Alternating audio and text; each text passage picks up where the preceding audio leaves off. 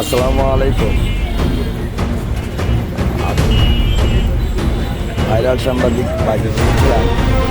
দর্শক কিন্তু আজকে বিশ্ববিদ্যালয় আছি বর্তমানে।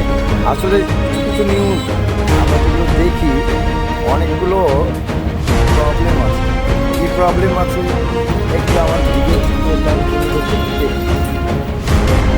এটা প্রস্তুতি চত্বর বলছে এখানে কোনো প্রযোগ এখন পর্যন্ত আমি দেখিনি পর্যবেক্ষণ করে।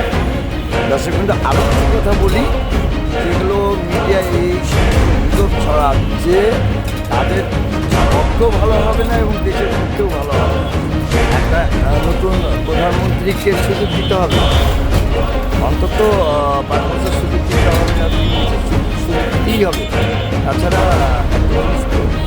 একদিনে হয়নি, দিনে দিনে হয়েছে, যার কারণে এই প্রবলেমগুলো আছে। মিডিয়া কিছু কিছু ভুয়া নিউজ দেয়, এইগুলো পছন্দ না আমার। দেখুন পছন্দ ভিডিও আমি আপনাদের তুলে ধরাচ্ছি। এই পরিবেশে আপনি কী মনে হচ্ছে, কোন কাছে গণ্ডগোল হচ্ছে বলেন, আপনারাই বলেন। ঠিক আছে, আমি এই প্রতিবেদনটা এখানে শেষ করব, আর বাড়ালাম না।